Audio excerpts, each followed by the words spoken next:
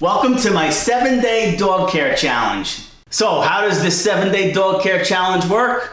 On day 1, you're going to implement day 1's tip. On day 2, you're going to implement day 1 and day 2. On day 3, you're going to implement day 1, day 2, and day 3. On day 4, you're going to implement day 1, day 2, day 3, day 4, and so on. And the objective is by the 7th day, you are implementing all 7 of these things into your dog's daily routine. And you will be well on your way to a more well-behaved dog. 7 days to a better behaved dog. And we're starting right now with day 1. My crazy calm formula.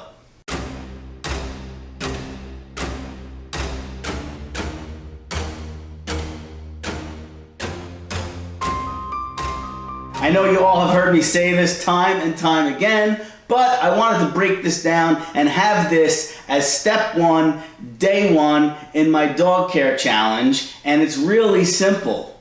Ignore crazy and reward calm. So what do I mean by that? We want to ignore any behavior our dogs are exhibiting that we don't want them to perpetuate. And we want to reward good behavior, more importantly, good states of mind that we want our dogs to perpetuate. So, if our dogs are jumping and super excited, no matter how friendly it is, we really want to ignore that behavior.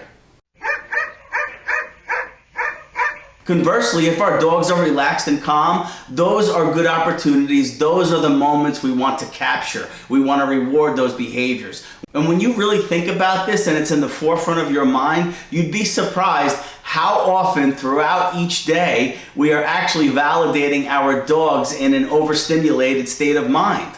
And I start this on day 1 because it's important for us to understand that all day long we could be inadvertently rewarding unwanted behaviors or states of mind. So keep that in mind. Ignore crazy and reward calm.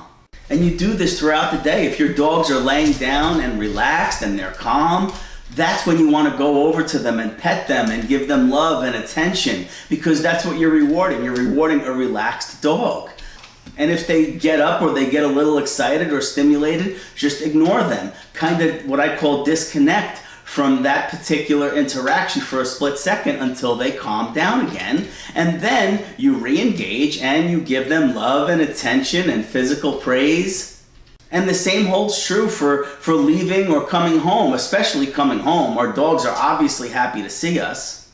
But do we want our dogs super excited and overstimulated when we walk in the door and they're launching at us? Maybe you do, I don't. Yes, it's great that my dogs are happy to see me, but I don't want them launching themselves at me. I want them to be happy, I want them to be dogs, but I want them to be a little more relaxed. I want them to still be compliant, listen to obedience, and then they get rewarded from me. But I don't acknowledge them if they're overly stimulated or super excited. It's just not the kind of dogs I want. Do everything for a reason, and you've probably heard me say this a million times too.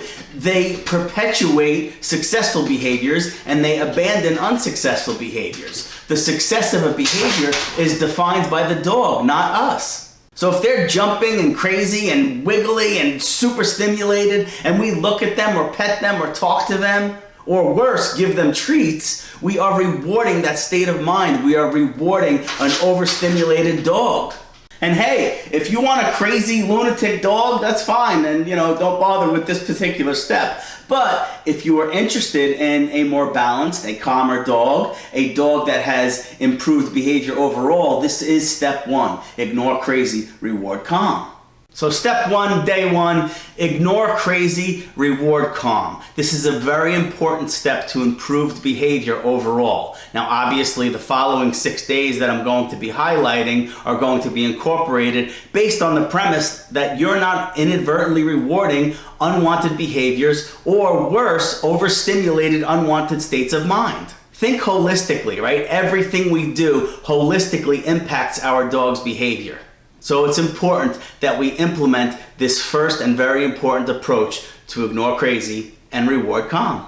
So that's all for day 1. I will see you tomorrow for day 2 when we review how we're going to walk our dogs. But we're going to be walking our dogs differently. And the whole purpose of that different walk is improved behavior overall.